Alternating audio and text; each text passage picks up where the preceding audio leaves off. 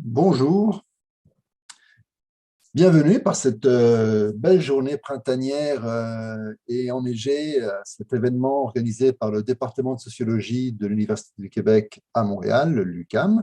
Je suis Marco Sanselovici, je vais animer avec ma collègue Stéphanie Pache cette discussion, cette table ronde sur ce que la pandémie fait à la recherche sociologique ou ce que la sociologie fait éventuellement à la pandémie. On va en discuter. Comme vous le savez, évidemment, le confinement, toutes les restrictions sanitaires ont remis en question, ont compromis la viabilité de certains projets de recherche, l'accès au terrain, la capacité de faire des entretiens, ou même accès à des archives, des choses comme ça. Donc, évidemment, il y a tout un travail d'adaptation, d'ajustement du côté de la recherche, mais aussi, et de plus en plus, au fur et à mesure que la pandémie dure dans le temps, que les restrictions aussi s'éternisent, et ben, la pandémie est devenue aussi, pour certaines chercheuses et chercheurs, un objet de recherche en soi, pour voir ce qu'il fait aux personnes, ce qu'il fait au parcours, ce qu'il fait à la santé, ce qu'il fait à la société, pardon, ce qu'elle fait à la société plutôt. Et donc, c'est ce dont on va parler aujourd'hui avec nos trois invités. Et pour les présenter, vous expliquer un peu le déroulement de cette table ronde, je passe la parole à ma collègue Stéphanie Pache. Merci Marcos. Donc, effectivement, aujourd'hui, le département de sociologie a le plaisir d'accueillir trois participantes à cette table ronde qui vont chacune prendre une dizaine de minutes pour nous présenter comment les questions qui viennent d'être mentionnées ont touché leur recherche et comment cela constitue en soi une recherche aussi.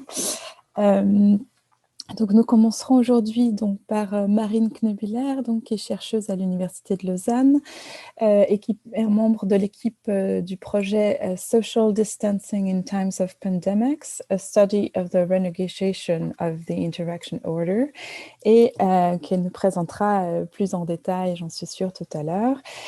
Puis nous donnerons la parole à Isabelle Courcy, professeure au département de sociologie, pour une présentation qu'elle a intitulée « Basculer en ligne, réflexion sur l'adaptation d'un terrain ». Et enfin, Joëlle Dussault, candidate au doctorat de sociologie à l'UQAM, nous parlera des enjeux de recherche, la collecte de données en ligne et l'exemple de l'entretien de groupe virtuel. Après ce premier tour d'intervention, nous transmettrons les questions que vous poserez sur Facebook et YouTube et nous espérons donc une fort riche discussion. Alors, sans attendre, je laisse la parole à Marine. Merci beaucoup.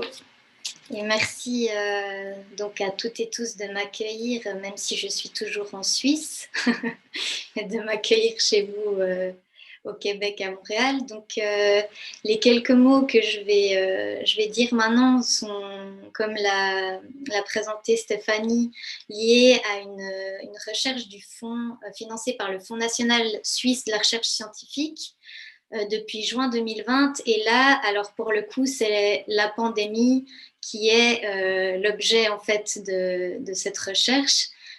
Et donc je le dis en français, elle intitule La distanciation sociale en temps de pandémie, une étude de la renégociation de l'ordre de l'interaction. Et c'est une recherche sociologique que je mène à l'Université de Lausanne avec deux autres chercheuses, et pas des moindres, Laurence Kaufmann, qui est la requérante du projet, et Fabienne Malbois. Donc avant de vous présenter un rapide tour d'horizon en fait sur ce qu'on pourrait appeler notre terrain public qui a découlé en fait d'un bloc participatif qui s'appelle COVI20, donc CO-VIES 20, que vous pouvez tous consulter en ligne. Je le montrerai tout à l'heure avec mon partage d'écran. Et c'est le blog qui est associé à la recherche, qui lui a démarré avant la recherche du Fonds national, en avril 2020, donc des tout débarres de la pandémie. J'ai d'ailleurs réalisé ce matin que hier, c'était la date anniversaire des 1 an de la première publication sur Covid, 1 an déjà. Et c'est un blog qui a été monté avec le concours d'autres collègues que nous trois, mais qui a aussi été ouvert sous l'impulsion de Laurence Kaufmann. Donc avant de vous en parler un petit peu plus en détail, je voulais essayer de formuler à gros traits bien sûr ce que la crise sanitaire a fait ou est en train de faire à la sociologie. Donc tout d'abord, il me semble qu'on peut dire sans trop d'hésitation, et ça a été dit en introduction, que la pandémie est venue toucher à l'objet même de la sociologie, à savoir la société, ou du moins aux phénomènes sociaux. Il semble donc que l'épreuve que nous traversons toutes et tous depuis plus d'1 an constitue un moment crucial, voire charnière pour notre discipline, et certainement à l'image de toutes les grandes crises.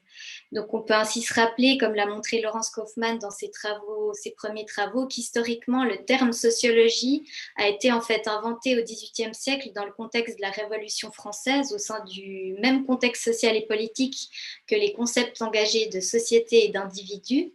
Mais alors que dans ce contexte révolutionnaire qui a vu les prémices de notre discipline, l'enjeu pour faire société et penser le lien social était relatif à l'émancipation des individus vis-à-vis du pouvoir et à la possibilité politique de se réunir, de s'auto-constituer et de s'auto-définir en tant que collectif citoyen, aujourd'hui nous nous retrouvons dans une situation où, à l'inverse, l'enjeu qui en plus nous est imposé du dehors est celui de la distanciation sociale, de l'isolement des corps, de la limitation des contacts physiques afin, nous dit-on, de se protéger et protéger les autres, mais aussi, en un sens, de protéger la société qui, par définition, pour le coup, tendrait à devenir une espèce de société sans vivre ensemble, une société constituée de corps biologiques et plus tellement de corps sociaux.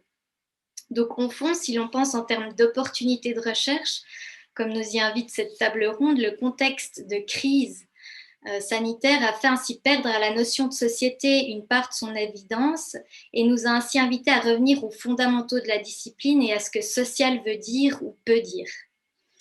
Donc, de façon intéressante, ce retour imposé aux fondamentaux et au sens même du lien social est venu nous montrer au grand jour, ou pour reprendre un verbe qui a beaucoup été utilisé dans les traitements autour de la pandémie depuis les sciences sociales, est venu nous révéler en fait tous les nœuds de ce qui constitue notre vie en commun, et ça à différentes échelles, à une échelle structurelle bien sûr, puisqu'incontestablement la pandémie a creusé la distance sociale, ici j'entends au sens technique en sociologie de ce qui sépare les différentes catégories sociales et professionnelles préexistantes, en creusant les inégalités et en amplifiant les injustices, à une échelle interactionnelle, également en transformant le cours habituel de nos relations au quotidien, familiales, professionnelles, civiles, avec de nouveaux rituels sociaux au niveau des salutations par exemple, ou avec des nouvelles manières de penser les rassemblements et les collectifs,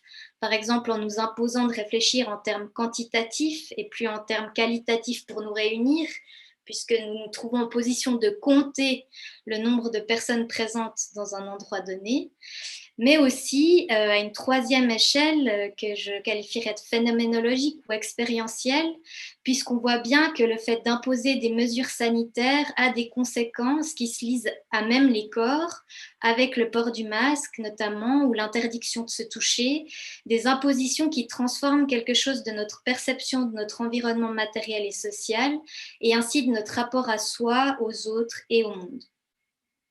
Aussi, les contraintes imposées par la pandémie pour la recherche semblent contribuer à nous questionner sur les émotions et les sensations ressenties à travers ces grands bouleversements et leurs rôles sociaux, et à s'interroger par exemple sur l'incorporation des règles et par conséquent à l'incorporation des faits sociaux, donc globalement à revenir à tous les grands questionnements qui ont animé en fait les prémices de la sociologie. Et en préparant cette petite intervention, j'ai pensé en fait, pour le côté plus recherche empirique, j'ai pensé à Robert Park de l'école de Chicago qui, dans les années 20, donc 1920, invitait ses étudiantes et étudiants et collègues à considérer la ville et la grande ville en particulier comme un laboratoire de recherche sur le comportement collectif. Et je suis allée relire la traduction d'un de ses textes à ce sujet, et Park mentionne, on pourrait dégager 2 critères dans la manière dont il justifie la considération de la ville justement comme un laboratoire sociologique que je trouve intéressant de rappeler. Donc il souligne que les villes sont, et je le cite dans le texte, dans un état d'équilibre instable. Il en résulte que les agrégations immenses, occasionnelles et mobiles qui constituent nos populations urbaines sont en perpétuelle agitation, balayée par le moindre souffle doctrinaire nouveau, sujette à des alarmes constantes. Par conséquent, la communauté s'y trouve dans une situation chronique de crise. Donc les deux critères qui amènent Park à considérer au fond la ville comme un laboratoire de recherche ou un laboratoire sociologique sont l'état d'équilibre instable en 1 et la situation chronique de crise en 2. Enfin, j'imagine que ça vous évoque des choses par rapport à ce que nous vivons actuellement, mais si je l'explicite, si on revient à la situation de la pandémie avec ces deux critères, on peut dire que ce n'est plus seulement la ville, mais la société tout entière qui a été transformée en laboratoire de recherche pour les sociologues. Et en effet, on le vit avec la pandémie, la crise et les règles sanitaires qui changent souvent, trop souvent, tellement souvent que l'idée même de stabilité semble être un lointain souvenir pour celles et ceux qui ont pu la connaître. Donc la société se retrouve ainsi en situation d'être réinterrogée, réexplorée de fond en comble, et ça jusque dans l'intimité même de chacune et chacun qui la constitue. Donc pour les scientifiques de la société, chaque recoin de la vie sociale, sinon de la vie tout court, devient en fait le lieu d'une interrogation sociologique, le transformant en laboratoire de recherche selon les mots de Park. Et c'est formulé avec une année de recul, mais il y a quelque chose de cet ordre qui touche un peu à la nécessité d'exploration sociologique qui a animé en fait l'initiative de fonder le blog de recherche COVID-20 et la recherche par après FNS. Donc le blog dont le sous-titre est Vivre déconfiné, donc D entre parenthèses, puisqu'on sait, je ne sais pas exactement comment c'est au niveau du vécu au Québec, mais en Suisse, on ne sait jamais plus vraiment où on en est par rapport à la situation de confinement ou de déconfinement. Donc Vivre déconfiné, penser en commun. Et c'est au fond un blog qui est ouvert à toutes et tous et auquel d'ailleurs vous êtes auditeurs et participants de cette table ronde chaleureusement conviés à participer si vous en avez l'envie. Donc un blog dans lequel l'idée était de générer une espèce de carnet de terrain anthropologique collectif et public, puisque la recherche est empêchée par ailleurs, pour documenter en fait ce qui se passe sur le vif avant de le laisser filer, ces événements, pour commencer à réfléchir ensemble à ces changements en train de se faire, à toutes ces activités empêchées, à ces interactions à recommencer, à réapprendre, et à ces émotions en pagaille qui nous semblent avoir des conséquences essentielles sur notre vie en commun et nos vies tout court de nouveau. Donc c'était vraiment l'idée un peu d'entrer dans cette brèche ouverte par la crise, une brèche certes douloureuse, mais qui était aussi l'occasion en fait de se questionner sur les choses essentielles. Donc si vous me le permettez, je vais essayer de vous le montrer puisqu'il est magnifique. Voilà, donc voilà le blog, comment il vous accueille, on va dire ça comme ça. Et pour le dire rapidement, je ne vais pas entrer trop dans les détails, comme ça on laissera la possibilité de faire des liens peut-être avec les deux autres intervenantes et avec ce qui vous intéresse vous en particulier, parce que du coup c'est très riche, il y a beaucoup de choses, enfin beaucoup d'angles sur lesquels on pourrait zoomer. Donc à l'automne dernier, on a réarrangé les rubriques du blog pour en faciliter la lecture, mais globalement, elles se résument à 3 entrées principales qui sont représentées par des verbes: d'écrire, partager et analyser. La rubrique d'écrire, en fait, regroupe des micro-récits d'observation ou de témoignages, des vignettes auto-ethnographiques, comme on les appelle, qui permettent en fait de relater les expériences individuelles ou déjà collectives qui participent à l'élaboration d'une forme de mémoire collective de l'événement, mais qui nous permettent aussi une première mise en commun de données qui pourraient servir à des analyses et qui du coup sont ouvertes à tout le monde.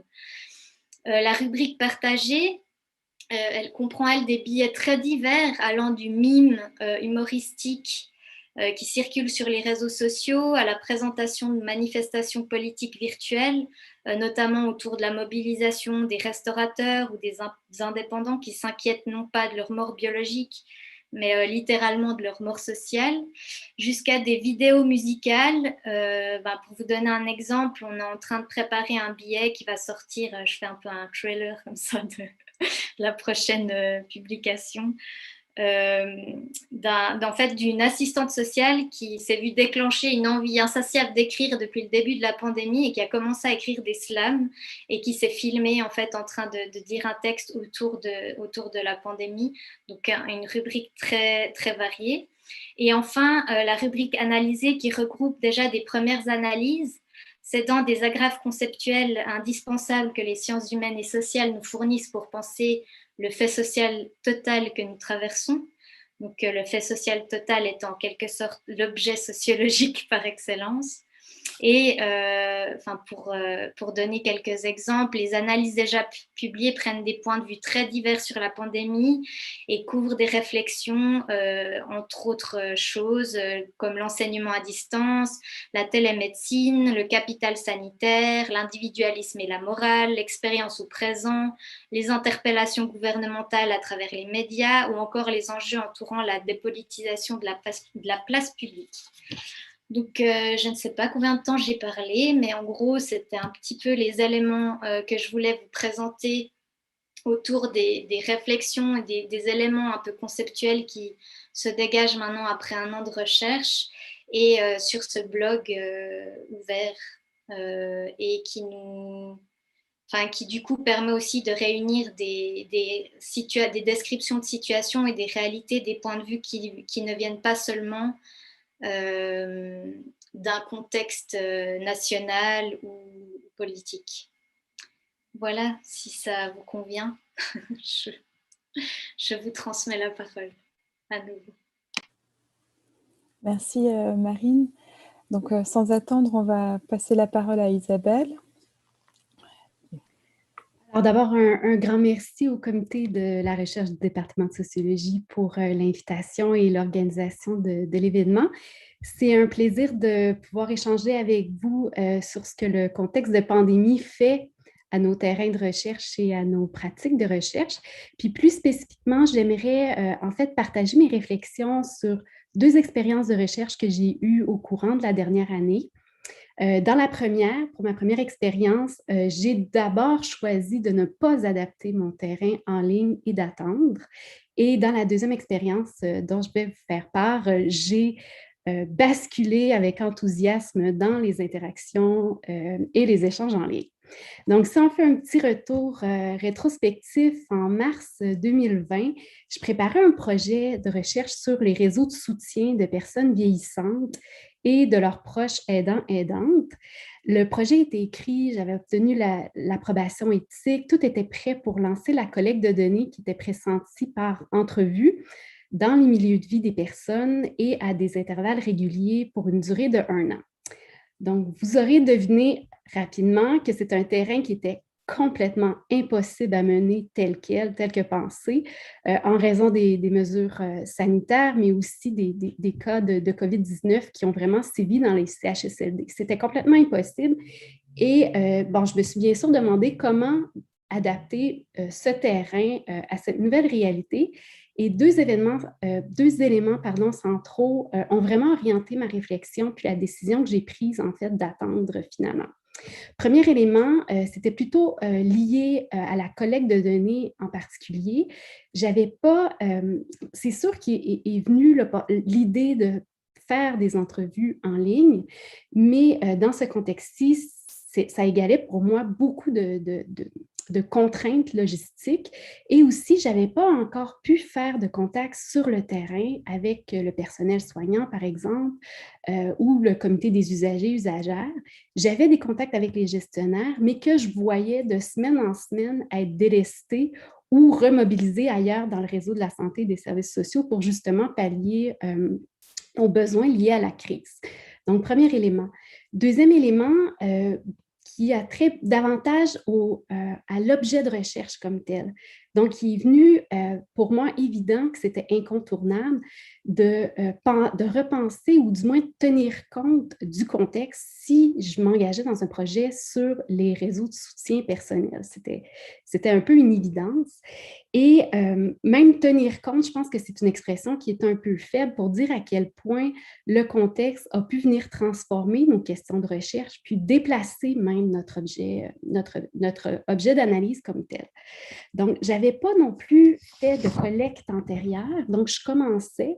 Et c'était un peu impossible pour moi, donc, de faire comme une analyse des effets du contexte sur les réseaux personnels de soutien, ce qui aurait été très pertinent, mais je ne pouvais pas le faire puisque je n'avais pas de données antérieures, sinon de le faire rétrospectivement avec les personnes. Mais encore là, j'avais le sentiment de manquer de recul sur la situation et j'ai choisi, en fait, d'attendre, de laisser ce projet de côté et de prendre le temps vraiment pour recadrer l'objet, ce qui donne aujourd'hui, en fait, ce qui résulte à un peu un déplacement de mon regard d'un projet que je vais entamer à l'automne et qui plutôt s'intéresse aux liens de solidarité qui se font, qui se défont, qui se transforment dans le contexte, mais vraiment avec la prémisse d'une interdépendance entre les personnes qui sont engagées dans ce lien-là. Et c'est un constat, je pense, que la dernière année nous a vraiment mis en évidence. Donc, première expérience. Deuxième expérience qui est différente, parce que si la première dont je vous ai fait part semble plutôt très empreinte, en fait, de contraintes et d'embûches à la recherche, la deuxième peut être lue plutôt en termes d'opportunités. Donc, en mars 2020, j'étais aussi en cours de recherche. Je faisais un terrain dans un organisme communautaire en Montérégie, dont la mission est la préparation à l'intégration sur le marché de l'emploi pour de jeunes adultes. Donc, c'est un projet qui était issu à la fois d'une préoccupation du milieu partenaire, mais aussi de mon intérêt pour aller analyser des processus sociaux qui participent à des situations d'exclusion sociale. Donc, je tente, par exemple, d'aller voir quelles sont, mieux comprendre les barrières à l'accès aux services généraux et leurs impacts sur les trajectoires de vie et les trajectoires de réintégration et d'intégration en emploi. À partir des expériences, des récits des personnes participantes à ce programme, mais aussi à partir des difficultés que peuvent rencontrer l'équipe d'intervention dans leur collaboration intersectorielle. Donc, au moment de l'annonce du confinement, du premier confinement au Québec, ça faisait environ 8 mois que j'assistais ponctuellement à des rencontres de groupe au sein de l'organisme, que je participais à des ateliers, j'en ai animé quelques-uns aussi, et que je récoltais les impressions, les récits des personnes participantes et intervenantes. Donc, j'ai pu aussi travailler avec eux, avec elles, avec des extraits vidéo dont on choisissait de présenter en grand groupe et à partir desquels on discutait, par exemple, sur un sujet ou un aspect de la vie dont on voulait discuter, aborder en groupe. En relisant mon terrain de recherche, plutôt mon carnet de recherche, je constate qu'après 8 mois, j'étais déjà au fait, en fait, des avantages et des préférences du groupe quant à l'utilisation de matériel visuel pour discuter ou partager de son point de vue. Aussi, les expériences, les relations, les loisirs qui avaient lieu en ligne apparaissaient vraiment comme un élément récurrent de nos discussions, puis aussi comme un élément de mise en lien, en fait, dans le groupe. Puis pour la petite histoire, on a été bien patient avec moi pour m'initier au gaming en ligne. J'ai appris WoW, Final Fantasy, Guild Wars et j'en passe. Mais merci d'ailleurs aux personnes qui m'écoutent peut-être. Mais donc, on en était là. Et au moment du premier confinement, en fait, on s'apprêtait à commencer une démarche de photo-voix sur la demande d'aide et l'accès aux services généraux. Donc, le photo-voix, pour le dire rapidement, c'est une méthodologie participative de collecte de données où on va utiliser des caméras. Pour nous, c'était des téléphones intelligents et qui permet aux personnes participantes d'illustrer par l'image, que ce soit la vidéo ou des photos, comment ils perçoivent une situation, une thématique, un problème, ses causes, puis aussi les solutions qui leur apparaissent possibles. Donc, l'avantage que je pressentais et que je confirme aujourd'hui est que l'image permet en fait d'illustrer ce qui peut être difficilement exprimable verbalement et que ce soit en raison d'une charge émotive, d'un degré d'abstraction ou encore d'un ressenti qu'on peine à mettre en mots. Donc, les images sont aussi un formidable support à la discussion. Ça permet de s'exprimer sans dire ou parler. Donc, avec le confinement, l'organisme communautaire a dû fermer physiquement ses portes, puis par manque d'espace, bon, j'ai dû arrêter mes visites, mais par ailleurs, les directives ministérielles leur demandaient de poursuivre le programme. Donc, du jour au lendemain, ils ont dû basculer leur programme en ligne, comme une grande partie là, de nos interactions sociales, d'ailleurs, à ce moment-là. Et j'ai choisi aussi de basculer avec eux, avec elles. Je me souviens, c'était assez rapide, un peu angoissant, mais à la longue, vraiment fascinant. Ma réaction dans cette deuxième expérience-là était vraiment très différente de la première, puis je l'attribue beaucoup à mon niveau d'engagement dans le terrain à ce moment-là. J'étais déjà engagée avec les personnes, j'avais dépassé le stade de la négociation, de l'entrée sur le terrain. J'étais déjà en échange, en co-construction, en fait, avec les personnes participantes puis intervenantes. Donc, en réfléchissant à ce que j'allais venir vous partager aujourd'hui, il y a 3 éléments qui se sont vraiment consolidés dans ma relecture de mes notes. Et le premier élément est vraiment au niveau du photovoix comme tel, au niveau de la méthodologie. C'était pour moi une opportunité inouïe d'essayer d'adapter la démarche dans une plateforme de téléconférence en ligne. Non seulement parce que je savais que ça plairait à plusieurs personnes qui avaient une vie numérique signifiante, mais aussi parce que ça ouvrait à toutes sortes de nouvelles opportunités, notamment pour se mettre en scène, pour intervenir à la fois à l'écrit, à l'oral, avec du matériel visuel, du matériel numérique, etc. Le deuxième élément, comme je le disais plus tôt, il n'y avait pas que mon terrain qui basculait en ligne, il y avait aussi toute l'équipe d'intervention qui, du jour au lendemain, échangeait, intervenait à l'aide de moyens numériques et via des plateformes de jeux en ligne des participants. Donc, c'était fascinant et ce fut pour moi vraiment un révélateur d'une deuxième opportunité de recherche qui était celle d'aller documenter ces nouvelles pratiques, nouvelles stratégies d'intervention en train de se faire qui repensent en quelque sorte, en fait, les cadres généralement convenus de ce qu'est l'intervention sociale et qui ouvre vers de nouvelles opportunités en termes de reaching out, notamment. Le troisième et le dernier élément, au-delà de ces opportunités de recherche qui étaient ouvertes par la pandémie, je constate aussi en relisant mes notes que moi-même, je basculais constamment entre un sentiment un peu, le sentiment d'être abasourdi un peu par la situation, mais aussi d'un autre côté, j'étais animée par la volonté de faire quelque chose. Je me demandais beaucoup comment aider, quoi faire pendant ces temps qui étaient incertains, parce que je ne suis pas infirmière, je ne suis pas travailleuse sociale non plus. Comment, comme sociologue, je peux contribuer un tant soit peu, même si c'est signifiant seulement pour quelques personnes, comment je peux contribuer à faire quelque chose d'utile par mon travail. Je n'ai pas vraiment trouvé de réponse, mais 1 an plus tard, après plusieurs échanges courriels, plusieurs entrevues en ligne, focus group, photo-voix, échange de matériel visuel, je me rends compte en faisant l'analyse des données qu'au-delà des résultats qui sont liés à mes questions de recherche, bien, la démarche comme telle a permis de créer des espaces de discussion qui semblent avoir été nécessaires, puis de soutenir aussi des pratiques d'entraide qui étaient déjà encouragées au sein du programme. Donc, briser l'isolement aussi, c'est certain, mais l'isolement aussi des intervenants, puis du mien également, soyons honnêtes. Puis, il y a quelque chose d'inédit pour moi qui est advenu dans le basculement en ligne, c'est que je me suis toujours déplacée dans le milieu des personnes que je voulais aller rencontrer, ou encore lorsque je fais des entrevues, bien, certaines personnes vont préférer me rencontrer à l'université ou dans un milieu qu'elles vont juger neutre. Et là, pour la première fois, sans que je m'en rende compte au début, en fait, j'invitais les participants dans mon chez-moi et vice-versa. Donc, il y a quelque chose c'est quand même une expérience très particulière d'une nouvelle forme de proximité, du moins de ce que j'ai expérimenté, qui favorise peut-être, et là, c'est vraiment une grande hypothèse, une plus grande horizontalité entre les personnes chercheurs et les personnes participantes.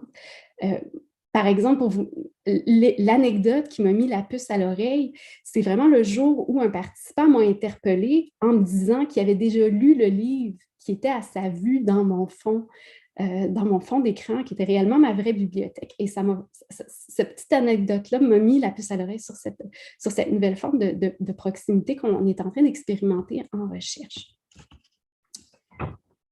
Donc, de façon générale, je vais conclure en soulignant que basculer en ligne, ça peut favoriser un climat propice au dévoilement. Je ne veux pas dire que c'est toujours le cas, mais ça l'a été dans ce projet-là. L'écran peut être protecteur, on peut fermer sa caméra si on n'est pas à l'aise. Et le partage, en fait, de récits dont j'ai été témoin est, à mon avis, a été beaucoup facilité, à mon avis, par ces conditions-là.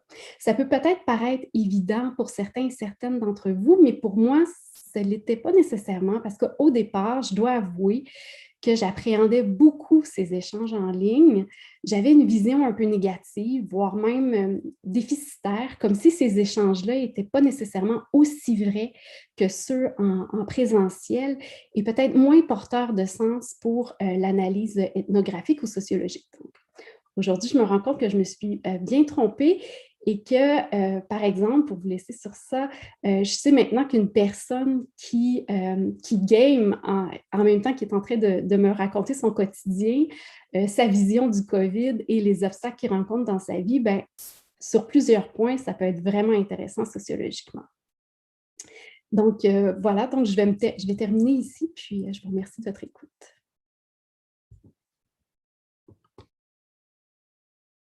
Pardon. Merci Isabelle. Je vais passer directement la parole à Joël pour qu'on ait le plus de temps possible pour la discussion qui sera fort intéressante, j'en suis sûre. Oui, alors merci, très heureuse de terminer ce tour de parole-là. Alors, comme le disait Stéphanie, je suis doctorante en sociologie à l'UQAM, également chargée de cours en travail social à l'UQAM. La présentation que je vous fais est vraiment ancrée dans le terrain que j'ai fait pour la collecte de données de ma thèse de doctorat, qui est donc sur les conditions de mobilisation des travailleurs et travailleuses du CARE. C'est vraiment le détail là, du processus de collecte de données, de ce que ça peut donner aussi quand on le fait de manière virtuelle que je vais discuter. Alors, en gros, de juillet 2020 à janvier 2021, j'ai mené ma collecte de données entièrement en ligne via des entretiens de groupes virtuels qui sont faits de manière synchrone. Dans le fond, là, à la base, tout ça est fait pour répondre à mes questions sur ce qui favorise et ce qui nuit le passage à l'action, l'activité politique dans le cadre des professions du CARE. Donc, moi, évidemment, je souhaitais discuter avec des personnes qui font ça. Donc, discuter avec des professionnels en soins infirmiers, en travail social. Ça aurait pu être d'autres professions, mais c'est sur celle-ci que je me suis concentrée. Et donc, des personnes dans ces corps de métiers-là qui se sont mobilisées avec leur chapeau de travailleuse, soit individuellement, soit collectivement, pour défendre leurs conditions de travail depuis la dernière réforme en santé et services sociaux. Pour les personnes au Québec, vous la connaîtrez mieux sous le nom de la loi 10 ou de la réforme Barrette. Donc, j'ai discuté avec des personnes qui ont fait une panoplie d'actions différentes, parfois très visibles comme des sit-ins, des manifestations, parfois moins visibles comme des refus de travail. Et donc, tout ça était finalement des initiatives de la base et moi, c'est ce dont je souhaitais discuter plutôt que des initiatives qui partent, par exemple, de centrales syndicales. Et donc, quand j'ai pensé ma méthode pré-pandémie, je souhaitais faire des entretiens de groupe absolument pour aller chercher la collectivisation de la réflexivité des participants et la co-construction aussi des idées à propos de ce qui facilite et ce qui nuit le passage à l'action dans le cadre des professions du CARE. Alors moi, ce que j'anticipais faire, c'était de cibler des dates dans différentes régions au Québec, me déplacer, faire les entretiens, mais aussi faire de l'observation participante des actions qui pourraient avoir lieu en même temps. Et donc, vous vous en doutez, l'interdiction d'aller sur le terrain a fait en sorte que j'ai dû reconfigurer l'ensemble de la méthode. J'ai consulté plusieurs experts différents, dont Isabelle. J'ai aussi également participé à plusieurs groupes de discussion de doctorants et doctorantes qui allaient sur le terrain ou qui souhaitaient y aller. Et ce qui se passait là, particulièrement dans les 6 premiers mois, c'était une incapacité à réagir, en fait, une incapacité à revoir la manière d'aller sur le terrain, de penser notre rapport au terrain et aux personnes avec qui on souhaite travailler. Alors, il y a plusieurs personnes qui ont retardé au complet là, de plusieurs mois, même parfois d'1 an, là, leur accès au terrain. Des personnes qui ont changé au complet leur objet et leur sujet de recherche. Et je crois que ça a été vu comme une épreuve, comme un mur, notamment à cause de, surtout quand c'est dans le cadre d'une thèse, de l'idéal qu'on peut se faire, de la méthode qui va fonctionner pour notre terrain, comme s'il ne pouvait pas y en avoir d'autres parce qu'on y a réfléchi pendant tellement longtemps.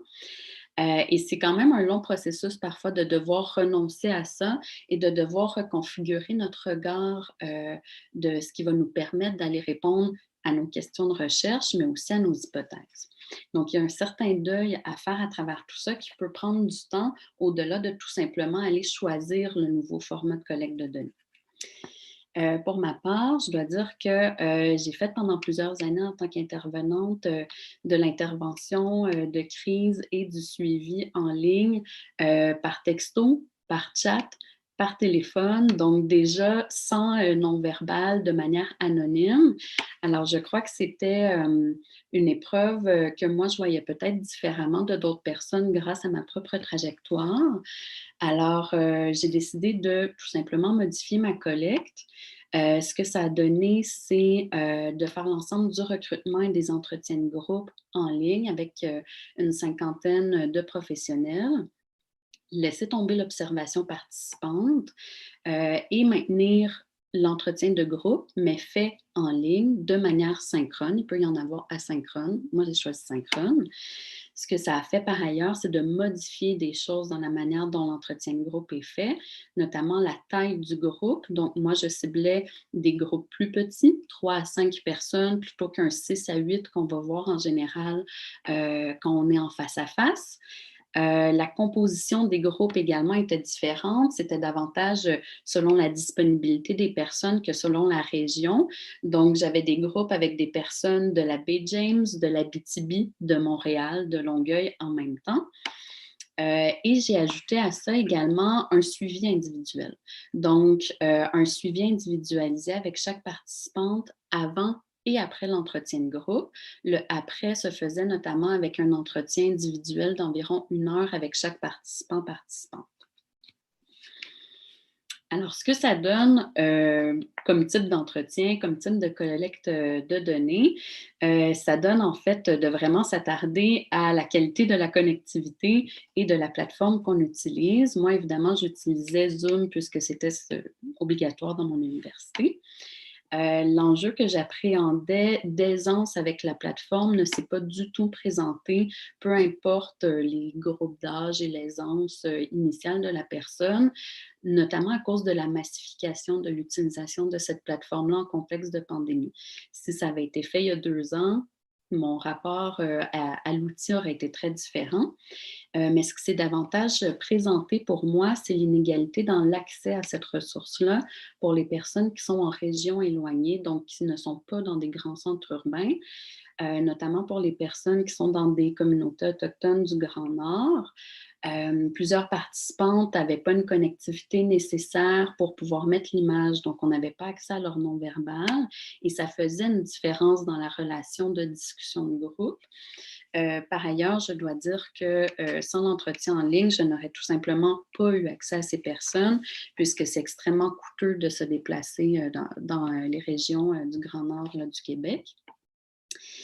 Et également, je dois dire qu'il a fallu que j'aie d'énormes considérations, je dirais, d'enjeux éthiques par rapport à la disponibilité physique, mentale, émotionnelle des personnes avec qui je travaille, qui sont des personnes au cœur de la crise dans le milieu de la santé et des services sociaux.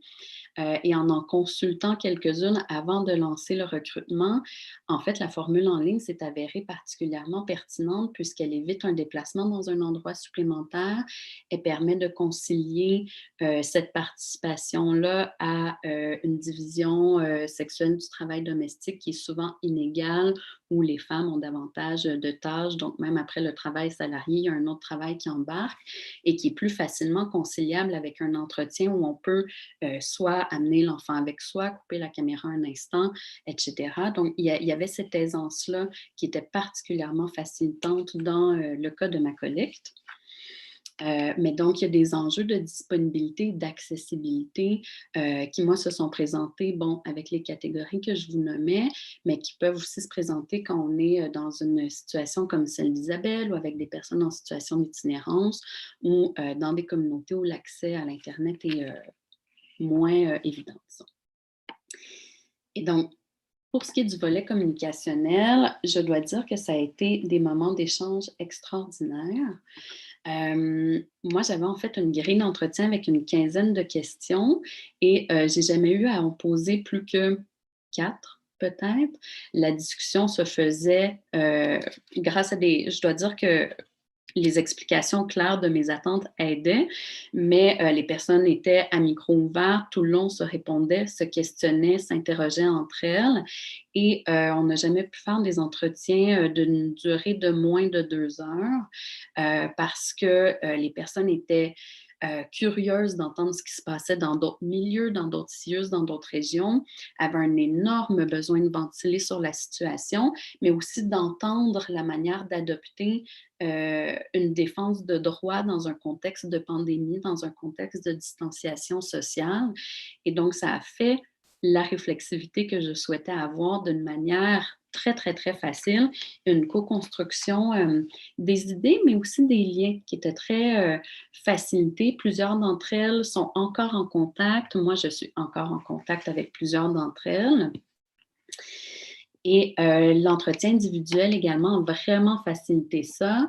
C'est un moment qui permet de revenir sur des informations qui ont été dites, de les compléter. Le fait de scinder le moment où on discute de mobilisation permet un temps de réflexion, un temps d'absorption de l'échange pour pouvoir mieux y revenir. Donc, la logique de réflexivité avant, pendant, après est vraiment actualisée finalement par ce modèle en ligne. Et je dirais aussi là, que couper les entretiens en séquence aide aussi à la concentration là, de plusieurs personnes.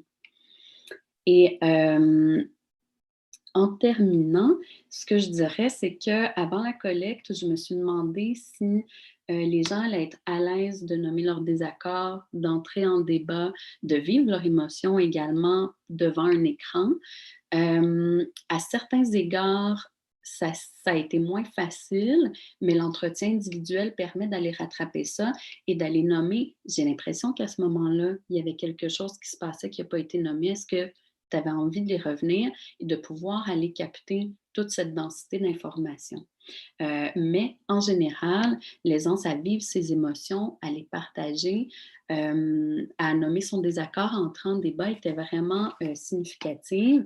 Je crois que la formule en ligne, entre autres avec l'écran, facilite une prise de parole, une certaine distanciation lorsqu'on souhaite en mettre une.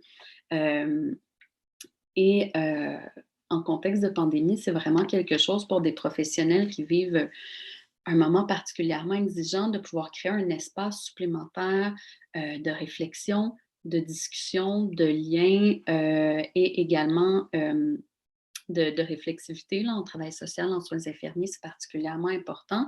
Ça a été très apprécié. Donc, le besoin de pouvoir redonner, je crois, dont Isabelle parlait, là, peut être réfléchi, je crois, de plusieurs manières. Alors, je vous dirais que si on résume mon expérience du déplacement de la collecte de données vers quelque chose de virtuel, pour moi, c'est très bien fait parce qu'il a été arrimé à la fois à la manière dont je souhaitais répondre à mes hypothèses et à mes questionnements, mais aussi à la réalité des personnes avec qui je souhaite travailler. Donc, voilà. Merci Joël, merci donc aux trois intervenants d'avoir lancé cette discussion avec vos contributions toutes fort riches et intéressantes. Est-ce que peut-être on peut directement peut-être commencer par si vous avez déjà des questions, si l'une envers les autres, puisque contrairement à notre audience, vous n'êtes pas forcément en mesure de le faire, mais si jamais, n'hésitez pas. Marcos, tu voulais peut-être rebondir d'abord sur ces... Oui, merci beaucoup pour ces trois présentations, vraiment très riches. Il y a plein de questions évidemment qui viennent à l'esprit. Je vous rappelle d'abord que vous pouvez poser des questions sur autant la page de l'événement Facebook que la page de la chaîne YouTube. Et puis après, on nous les transmettra au fur et à mesure. Peut-être pour commencer, une question générale, mais qui recoupe un peu les trois présentations. Marine, tu as mentionné l'enjeu de la re-hiérarchisation des professions. On a beaucoup parlé des personnes en première ligne, des premiers de corvée, évidemment, dans la santé, mais pas uniquement dans la santé. Et toi aussi, tu as mentionné, Isabelle, tu te demandais, en gros, qu'est-ce que, en tant que sociologue, tu pouvais apporter. Tu n'es pas médecin ou tu n'es pas infirmière. Qu'est-ce que tu pouvais apporter? Donc, je me demandais d'ailleurs, peut-être de façon générale, pour lancer la discussion, si la pandémie vous avait amené à redéfinir votre perception de votre travail de sociologue et à lui donner un sens nouveau, ou au contraire, de trouver que peut-être que face à l'ampleur de la crise, ça avait très peu de sens ce que vous faisiez, et peut-être éventuellement alimenter une crise existentielle sur la pertinence de certains travaux. Mais en gros, est-ce que ça a changé le sens de votre travail et peut-être les priorités ou disons, votre rapport à la recherche? C'est la question se pose aux trois, donc je ne sais pas, peut-être Marine, peut-être pour commencer, qu'on reprenne l'ordre en fait des présentations. Ok. Enfin, je n'ai pas traversé de crise existentielle particulière par rapport à mon statut de sociologue, mais il y a une chose intéressante qui s'est passée dans mon parcours, c'est qu'en fait, avant d'être engagée sur ce projet, j'étais dans on va dire, un creux académique en termes d'engagement. Et en fait, je travaillais dans un restaurant en parallèle de mes recherches. Et en fait, du coup, j'ai vécu le début de la crise dans le restaurant en tant qu'acteur social, actrice sociale, en fait. Et du coup, j'en ai pas parlé précisément, mais dans le cadre du FNS et pas seulement du blog, on a plusieurs lieux de terrain d'observation privilégiés que l'on suit, et ce restaurant en est devenu un, en fait, que j'ai suivi ensuite en tant que sociologue. Et j'ai un rapport assez... j'avais un rapport assez proche avec mes collègues serveurs, serveuses, mon patron, etc. Et aussi à d'autres personnes qui étaient au fond des acteurs sociaux à ce moment-là. Et le fait que je bascule pour le coup du côté de l'observation, de la sociologie et tout, ça a plutôt en fait créé comme un espèce de... Et ça s'est ressenti, j'ai trouvé dans les deux autres présentations, les deux autres intervenantes, c'est qu'en fait, ça montre aussi le côté de la possibilité de donner une voix, en fait, à ce qui s'était passé dans des lieux qui n'avaient pas forcément une visibilité médiatique ou politique, en fait. Donc, dans ce sens-là, j'ai pas senti de rupture où tout à coup je me sentais inutile, etc. C'était plutôt tout à coup, je me disais, je vais pouvoir en faire quelque chose, je vais pouvoir écrire, publier ce qui s'est passé, pouvoir faire des entretiens avec eux pour voir comment ils continuent de le vivre, etc., les difficultés qu'ils ont et tout ça. Et on voit que... Et ça, c'est plutôt une... Enfin, je fais un peu l'optimiste de service. Bon, quoi que les deux autres présentations étaient très optimistes, mais dans le côté où on a une perte d'espace, en fait, physique à l'extérieur, où on nous a fait déserter beaucoup les espaces urbains, les espaces de restauration, les espaces enfin, tous les espaces publics au fond, mais en même temps on voit que l'humain, il se crée des espaces en fait pour rééchanger, et ça s'est beaucoup fait dans le virtuel, et je pense que la recherche est aussi une manière, enfin, c'est aussi penser en commun, le sous-titre du blog, il y a quelque chose de cet ordre où en fait j'ai trouvé qu'il y avait une effervescence en fait de volonté de réfléchir, que ça soit de la part des collègues ou de la part de la vie sociale en général et des acteurs sociaux, qui est très forte. Et les échanges qu'on a, l'exemple du slam que je disais auparavant, ça crée des liens. Enfin, on parle avec des gens qui sont intéressés de comprendre ce qui se passe, qui sont en demande en fait de compréhension de ce qui se passe, etc. Donc c'est plutôt une période où j'ai l'impression d'être plus utile en tant que sociologue que quand c'était pas la crise en fait. Tant mieux si c'est le cas. Isabelle, ta perception de ton travail a changé?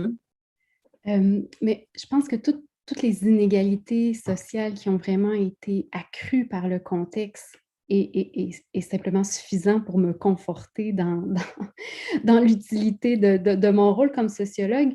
Mais donc, pas de crise existentielle non plus, mais quand même une volonté de vouloir pas seulement avoir des résultats de recherche et un impact à long terme, mais aussi, je pense que c'est cette volonté dont j'ai nommé pour la première fois, pour moi, elle était vraiment accrue par une volonté que ce soit dans le ici maintenant. C'est un petit peu ça qui était nouveau et qui, je pense, qui est aussi un effet direct, en fait, du contexte dans lequel moi-même je suis plongée comme être sociale.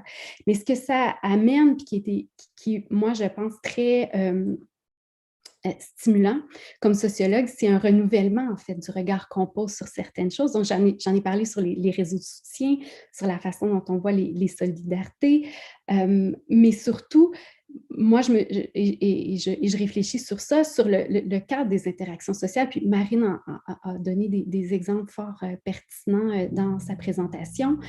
Comment en basculant en ligne, je suis devenue un peu la moins compétente dans les interactions qu'il a avait cours, c'était moi qui étais assistée littéralement par certains participantes, et ça m'a amené beaucoup à réfléchir sur ça, sur les cadres des interactions sociales et comment ça peut engendrer en fait des contraintes ou de plus grandes opportunités pour certains groupes, certaines personnes, et notamment l'expérience d'avoir eu ces interactions avec des personnes qui me confiaient, me disaient avoir des phobies sociales, pas être à l'aise de parler publiquement, et que j'avais connu en présentiel et que je redécouvrais en ligne.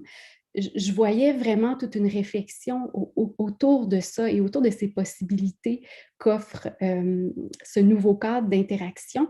Puis peut-être aussi pour repenser, comme je disais, renouveler en fait la façon dont au départ peut-être j'appréhendais tout le processus de production du handicap, notamment, par exemple. Est-ce que ce contexte de pandémie, comment ça se reproduit, comment ça se reconduit, ou comment ça peut se transformer, en fait, dans ces nouveaux cadres, dans ces nouveaux contextes? Donc, c'est des exemples qui sont des opportunités, mais qui ont été pour moi très stimulants et qui m'ont préservé de la crise existentielle, Marcos. Donc des nouvelles questions de recherche, de nouvelles questions, de nouvelles sources de réflexion aussi. Joël, est-ce que toi, tu... Oui, je crois que je l'ai un peu dit pendant ma présentation. Pas trop de crise pour moi, plutôt embrasser le chaos. Je crois que deux éléments là, auxquels j'ai beaucoup repensé pour faire sens de la pratique sociologique en temps de pandémie, puis particulièrement en travaillant avec des professionnels de santé et services sociaux. Et en faisant de la sociologie des mouvements sociaux, la première, c'était de me questionner sur comment revoir mon interaction avec les personnes avec qui je travaille. Habituellement, je me présente dans les actions, on fait des liens, il y a un échange informel dans lequel je peux introduire ma recherche, etc. Il y a comme une mutualité qui peut se développer sur un espace-temps qui est très difficile à reproduire dans un contexte de distanciation sociale. Donc, ça a vraiment été plus au cœur de mes questions, là, de moi, en tant que sociologue, comment j'arrive pour prendre d'un terrain, mais essayer de redonner un peu, d'être dans la mutualité, sachant par ailleurs là, que les rôles existent toujours à travers ça. Une des manières que j'ai eu de faire, c'est de me présenter très humblement et d'une manière beaucoup plus informelle que ce qu'on pourrait faire normalement, avec un appel à participation super long avec termes un peu plus académiques. Là, surtout que je passais par des groupes Facebook là, de mobilisation de travailleurs sociaux et d'infirmières, ben, j'y allais avec leur manière de publier. C'est des groupes de toute manière dont j'étais déjà membre préalablement. Moi, j'ai été étonnée, en fait, de l'aisance et de l'informel qui se mettait tout de suite, là. J'étais vraiment impressionnée, tu sais, que, je sais pas, il n'y avait pas de méfiance, par exemple, à mon égard, de moi qui les contacte comme ça, parce que je vois qu'elles ont une activité militante sur le web. Donc, il y a eu ça d'une part. Donc, dans le avant l'entretien de groupe, si je peux dire, autour de la création de liens et de ma position. Et le pendant, ben, j'avais espoir que la collecte de données en ligne puisse leur redonner quelque chose aussi. Je crois que particulièrement dans un contexte de pandémie, pour des personnes qui sont dans des professions du care, c'est très intéressant d'avoir quelque chose de l'ordre de l'entretien de groupe ou du partage de groupe. Des fois, c'est un chat, des fois, c'est un blog. Notamment parce qu'en temps de pandémie, on a encore moins de supervision clinique qui est extrêmement utile à nos pratiques. Tout l'informel avec nos collègues dans lequel on va chercher des solutions, on apprend, on ventile est pratiquement entièrement dissipé. Donc, la création de ce nouvel espace, parfois, il y avait des personnes qui se connaissaient déjà d'ailleurs là-dedans, mais permet d'aller recréer un peu cette mutualité-là, d'aller apprendre de nos collègues comment elles gèrent ces épreuves-là, comment elles font avec ces épreuves-là, de quelle manière le contexte organisationnel facilite, lui, tel passage à l'action, etc. Donc, ça a été d'essayer de créer un espace qui leur redonne aussi dans un moment qui leur prend énormément. Je crois qu'à plusieurs égards dans les rétroactions que j'ai eues, ça a été le cas. Par ailleurs, évidemment, ça reste toujours un acte généreux de la part des personnes qui acceptent de participer avec nous. Donc, ouais. Merci. Avant de donner la parole à Marcos, une petite réflexion en vous entendant. Je crois que chacune d'entre vous a parlé de réflexivité et de l'espace de la recherche elle-même sociologique, finalement, comme des espaces de réflexivité, de co-construction, de réflexion collective, etc. Alors, je me demande si on ne pourrait pas finalement faire un appel à considérer la sociologie comme une pratique de care aussi pour les personnes en particulier en temps de crise, mais pas que.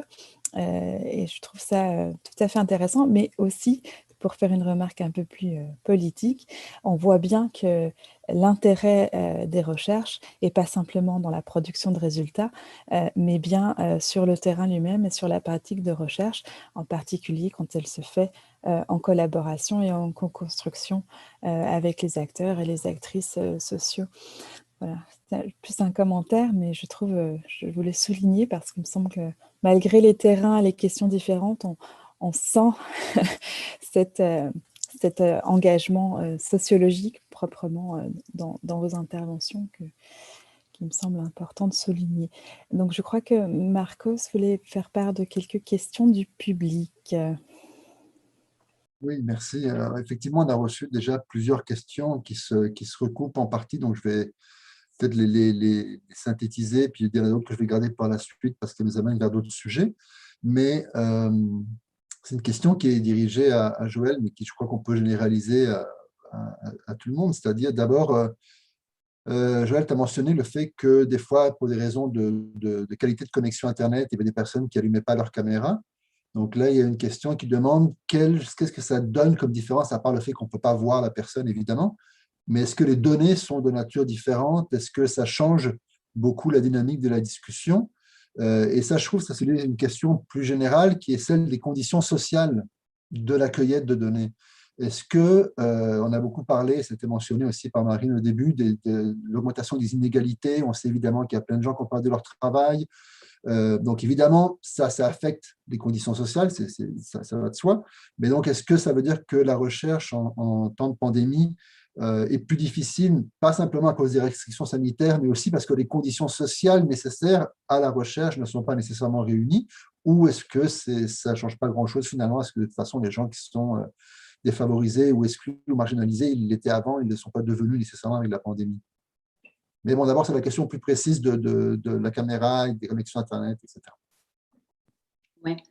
Ben, il faut le dire, là, pour les personnes qui travaillent dans les régions comme Bay James, etc., donc communautés autochtones, là, vraiment plus au nord du Québec, mais elles sont déjà habituées d'être là, puis elles sont déjà habituées à la connectivité qu'elles ont.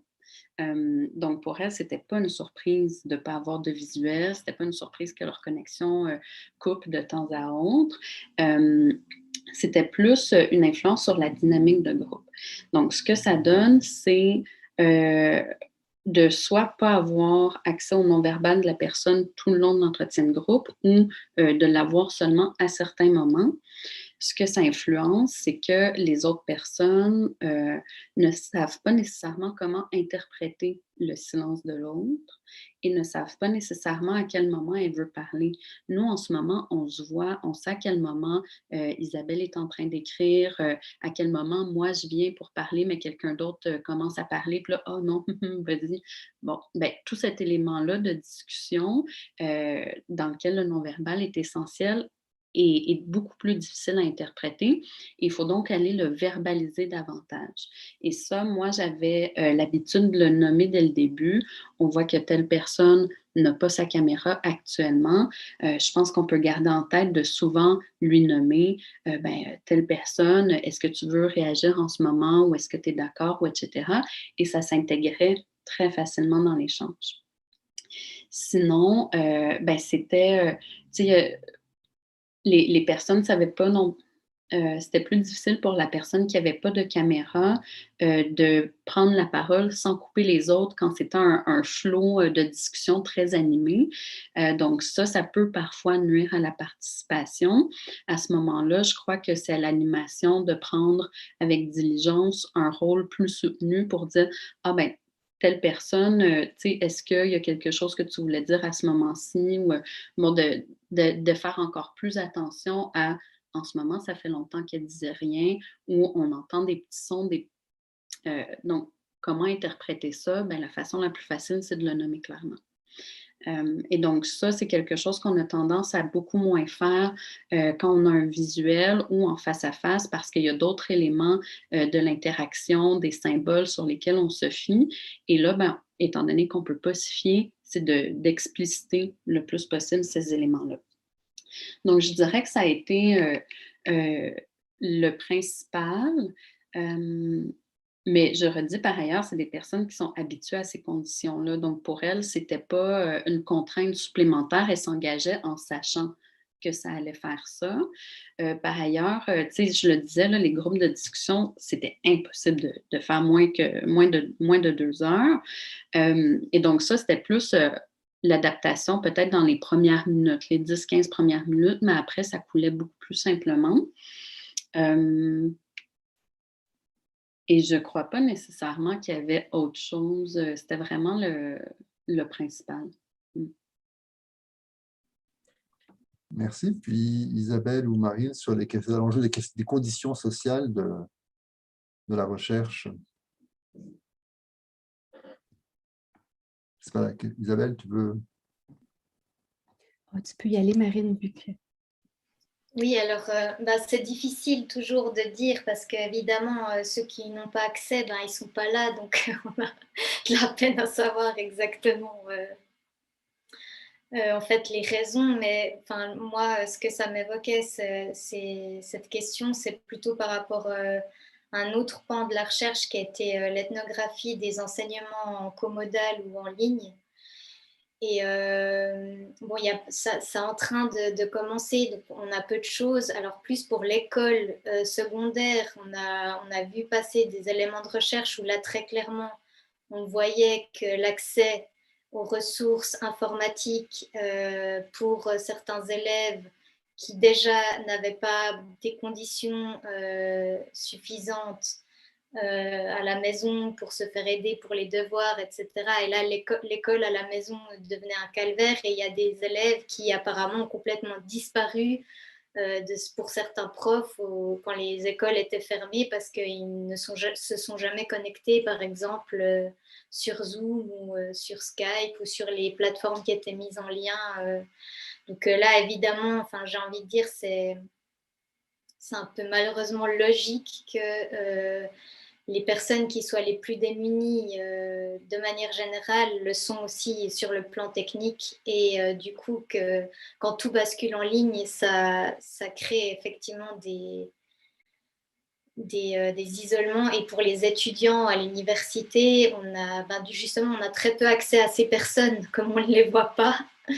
Mais ça paraît aussi logique qu'il y a quelque chose de cet ordre-là qui se joue. Après, ce que je trouve intéressant aussi dans la réponse de Joël, et ça c'est quelque chose qu'on a observé dans les cours à l'université sur Zoom, c'est que déjà pour le professeur, en fait, le fait qu'il y ait des écrans avec des noms ou des écrans noirs, en fait, c'est très compliqué. Ce qui ressort beaucoup, c'est qu'ils n'ont pas le sentiment en fait qu'il s'est passé quelque chose, comme s'il n'y avait pas eu de ratification justement par ce manque de non-verbalité, d'accès à ce qui se passe, etc. Donc ça crée un espèce de, comme si on était on parlait dans le vide en fait, parce qu'on n'a pas de vis-à-vis. Et là, évidemment, les étudiants qui se montrent, donc on peut imaginer que c'est peut-être parce qu'ils sont plus à l'aise pour parler ou parce qu'ils sont dans une situation qui est plus favorable à montrer en vidéo, etc. C'est clair qu'il y a un sentiment de que du coup ça pourrait être les chouchous de la classe ou ceux qui parlent tout le temps parce qu'ils ont cette capacité à se montrer et c'est du coup dans des circonstances où des fois il y a 200 personnes sur Zoom. Mais ce qui est intéressant aussi pour la face plus positive, c'est que même dans les cas où beaucoup de personnes sont invisibles sur Zoom, dans les moments de cours sur Zoom en ligne, on a systématiquement en fait à la fin, avant de fermer le Zoom, souvent tous les étudiants en fait connectent leur micro pour dire merci, au revoir. Et en fait, c'est toujours dans ce moment-là que c'est comme si voilà, il s'est passé quelque chose, j'ai donné mon cours. Il y a eu une espèce de classe. Mais c'est vrai que du coup, l'absence des corps et l'absence de possibilité d'interagir avec les sens usuels, on ne peut pas se regarder dans les yeux, on se regarde nous, on regarde en fait des vignettes.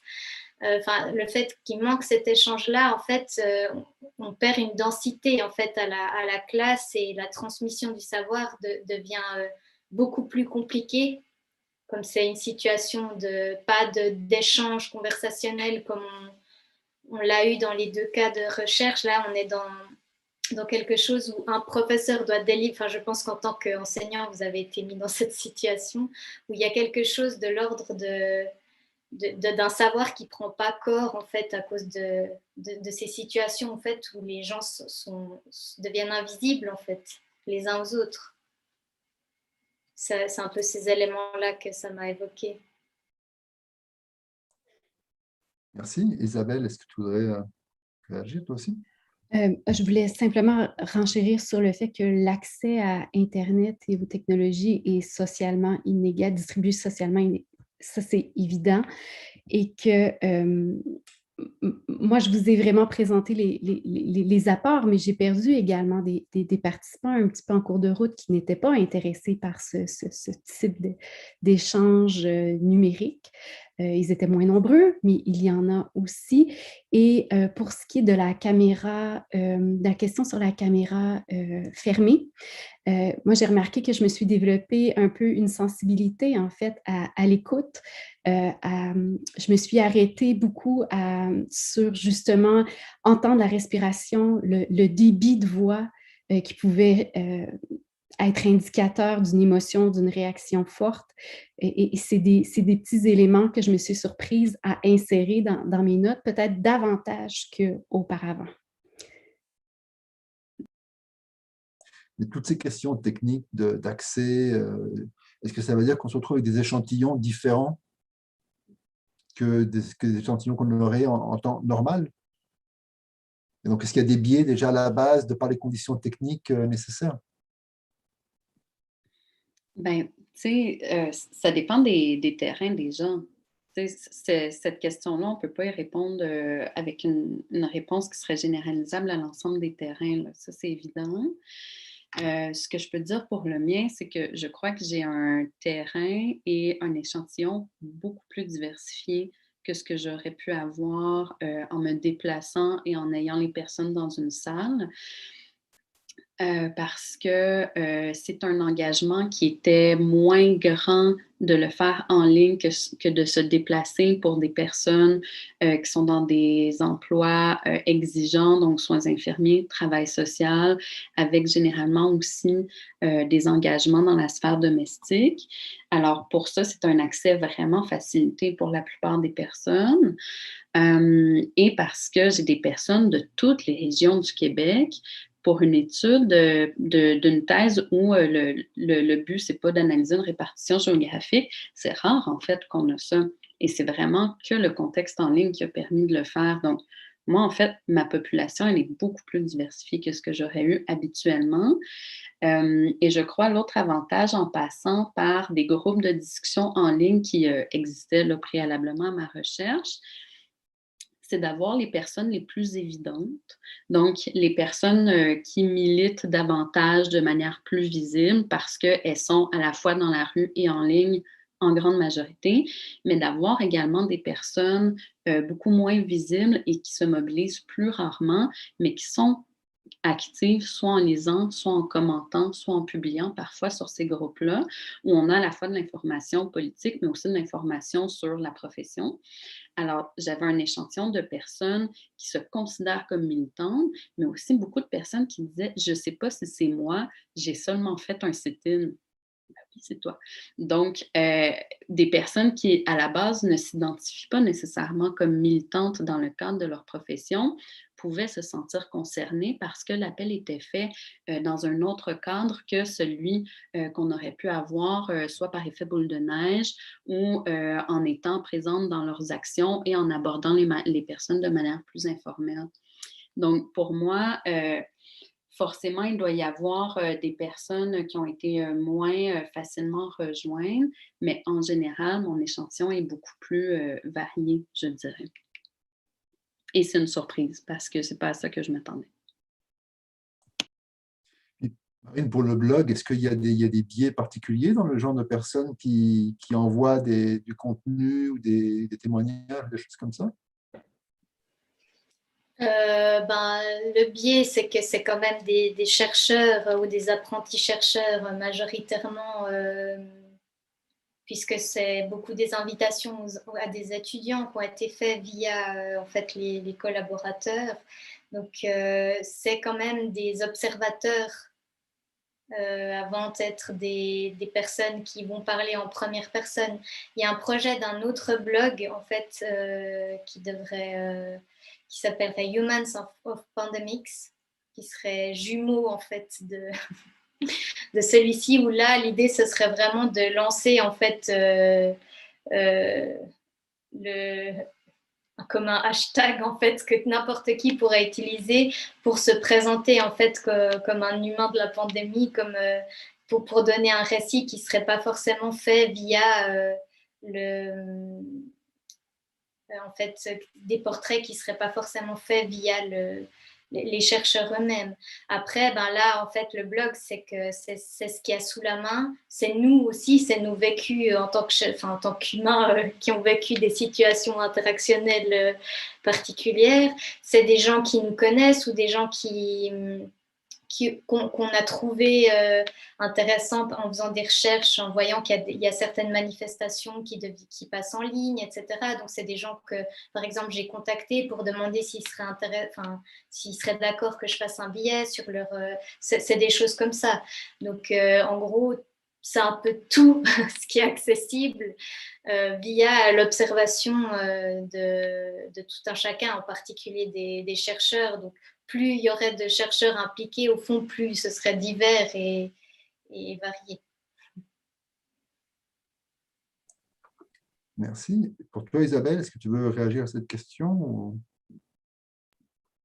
l'échantillonnage? Je pense que pour la question de la représentativité, c'est vraiment une question qui est propre à chaque terrain, comme l'a mentionné Joël, et c'est probablement aussi pour cette raison-là que dans la première expérience dont j'ai fait part, j'ai décidé d'attendre, parce que pour moi, c'était ça ne pouvait pas fonctionner, ça allait introduire vraiment là, non seulement des questions logistiques très lourdes pour moi, puis aussi un biais de sélection qui, là, dans le cadre de ce projet-là, était problématique. Par ailleurs, dans le deuxième, on n'est pas du tout dans ces considérations-là, dans un terrain très qualitatif, au sein d'un organisme, donc avec des participants, des intervenants qui sont quand même présents, qui sont circonscrits aussi par le terrain. Donc, cette question-là se pose moins pour moi dans ce cas-ci. Ce n'est pas un souci. Donc, je pense que c'est une question de terrain et d'objectif de recherche. Qu'est-ce qu'on veut chercher à savoir et comment? Tout à fait. Merci. Stéphanie, est-ce que c'est une question, tu voudrais intervenir? Sinon, j'ai d'autres questions, c'est pour ça, mais je vais te laisser. Ouais. J'ai une question, moi, qui est une question que je me pose, alors je vais vous poser, sur la question de la temporalité, en fait, et en particulier, donc, bon, on peut tous, je pense, admettre qu'on est dans une crise, une longue crise, on a parlé de l'instabilité, mais la question, disons, pour notre travail de documentation de cette réalité, alors c'est peut-être une nouvelle réalité, mais est-ce qu'on est dans une parenthèse ou est-ce qu'on est dans un changement durable ou quels vont être les changements durables, etc. Enfin voilà, je ne vous demande pas de prédire l'avenir, évidemment, mais il me semble que ça conditionne quand même aussi la façon dont on peut penser ce qu'on fait sur le terrain, et je dis ça en lien un peu avec ce qu'on a discuté au début, dans le sens que ça peut être, ça peut être une raison pour laquelle on insiste d'autant plus sur l'importance et le bénéfice de la démarche de recherche en tant que telle, du travail de terrain, de récolte, de documentation, etc. Parce que d'une certaine façon, on ne sait pas très bien est-ce qu'on est en train comme je l'ai dit, de documenter une parenthèse et on va devoir réanalyser le changement qui va se passer après, ou est-ce qu'on va pouvoir créer quand même, identifier des continuités, des discontinuités, etc. à partir de ces données-là, ou est-ce qu'on est justement, vous voyez, en espèce de période, de périodisation. C'est des questions tout à fait ouvertes, je n'ai pas de réponse particulière, mais c'est fait partie de cette question que je me pose, parce qu'évidemment, là, on est en train d'imaginer de nouvelles recherches. Est-ce qu'on doit tout focaliser sur cette espèce d'avant-après? Il me semble que c'est quand même légitime pour certains chercheurs ou chercheuses, selon les questions et les terrains qu'ils veulent faire, de se demander si effectivement ça fait sens de le faire maintenant, en sachant pas si ce qui était prévu avant va ne plus jamais être pertinent ou au contraire... vous voyez un peu le type de questions que cela pose, et moi, je n'ai pas de réponse par rapport à ça, mais il me semble que dans ce que vous avez dit, il y avait une espèce de forme de préoccupation pour la valeur de ce qu'on fait déjà dans l'ici et maintenant, qui est peut-être aussi liée à cette incertitude sur la temporalité et la pérennité finalement de ce qu'on est en train de documenter. C'est une question pas facile. Mais ce que ça m'évoque, c'est que bon là, on commence parce que ça a été beaucoup une question en fait au départ parce que tout le monde, alors je ne sais pas si c'est un déni généralisé ou quoi, mais y compris dans les médias, les questions qui pouvaient être posées. Je me rappelle que Fabienne Malbois, donc une des chercheuses du projet, avait été interrogée sur les homes pour personnes âgées. En fait, la manière dont on en parlait, c'était comme s'il y avait eu quelque chose qui s'était passé, puis c'était fini, en fait. Mais ce qu'elle disait, mais c'est toujours en train de se passer, en fait. C'est pas fini.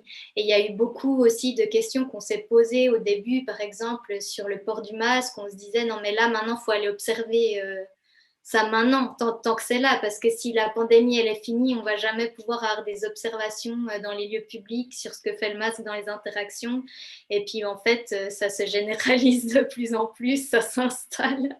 Donc là, on voit déjà avec un an de recul qu'il y a quand même des choses qui se sont passées, qui ne vont pas se refermer avec une parenthèse et qui vont de toute façon avoir des conséquences dans une continuité de ce qui s'est passé, où on ne pourra pas faire comme si rien ne s'était passé. Enfin, j'ai cette sensation-là. Après, moi, je suis dans un contexte particulier où c'est ça, la recherche. Donc, elle va se terminer avec un financement, etc. Mais on voit que, par rapport à la présentation que j'ai fait au début, que c'est des choses qui ont fait question, en tout cas, qu'on ne pourra plus nier comme ces temps passés.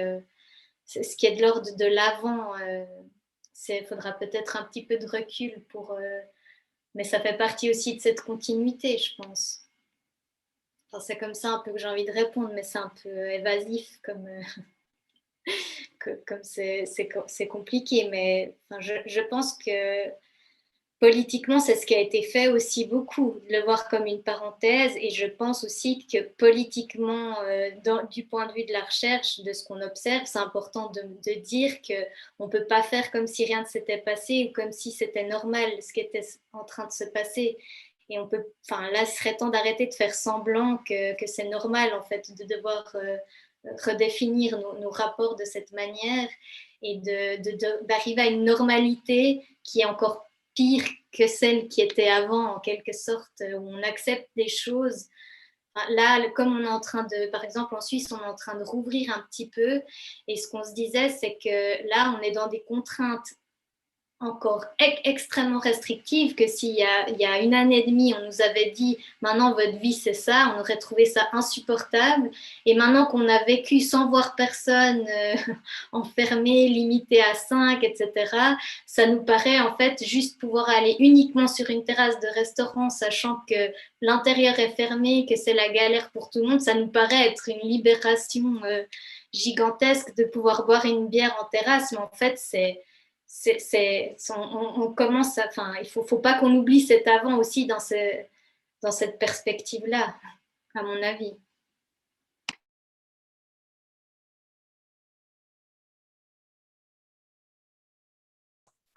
Est-ce qu'Isabelle, tu voudrais réagir aussi sur la question de la temporalité? Je ne suis pas capable de répondre à cette question-là. Toujours pas capable. Elle est moins malaisante qu'il y a un an, par ailleurs, mais très difficile pour moi et aussi même très difficile d'envisager, de mesurer ou d'essayer d'évaluer ou d'analyser les effets de. Et je pense que je mise beaucoup sur les notes, les cahiers de recherche. Je pense que peu importe le type de terrain que vous faites, comme sociologue, je vous encourage à en faire parce que peut-être que dans 1 an, 2 ans, 3 ans, ils vont révéler des choses vraiment intéressantes qui nous échappent un petit peu présentement. Et je fais aussi beaucoup de recherches par questionnaire avec des outils psychométriques et c'est un réel casse-tête. Souvent, c'est des outils, comment vous êtes-vous senti dans les 3 derniers mois, 2 dernières semaines. On va comparer avec des échantillons populationnels. Et là, dans le contexte, tout est re-questionné, hein, effectivement, les résultats, comment on les lit, à quoi on les compare, qu'est-ce qu'ils veulent dire. Donc, c'est une question très difficile. Je ne peux pas répondre, désolée. Peut-être dans 2 ans. Merci Isabelle. Joël, est-ce que tu aurais un... Oui, rapidement, parce que je vois que le temps file. Effectivement, là, je crois que le carnet de recherche documentait nos défis, notre adaptation, ce qui se passe, le détail du terrain, des indices qu'on n'aurait pas nécessairement notés auparavant est essentiel pour, disons, une perspective à long terme là, sur la sociologie actuelle. Je dirais que dans une temporalité, par rapport à une recherche qu'on ferait ici maintenant, au-delà de notre question précise, de notre terrain en ce moment, des changements qu'on doit faire en ce moment, ramener tout ce qu'on fait à des enjeux sociologiques plus généraux, ça aide aussi à voir la place de ce moment-là dans la temporalité de nos questions en sociologie sur la reconnaissance. Par exemple, c'est quoi la reconnaissance des métiers du care? Quel poids des travailleurs, travailleuses dans une institution, comment impacter un changement organisationnel, c'est des questions qu'on se posait avant, qu'on se pose beaucoup maintenant, qu'on va se poser encore après, de manière différente, mais il y a une montée en généralisation sur des enjeux au cœur de la sociologie, puis des courants dans lesquels on s'inscrit qui peuvent nous aider, je crois, à travers ce fil-là.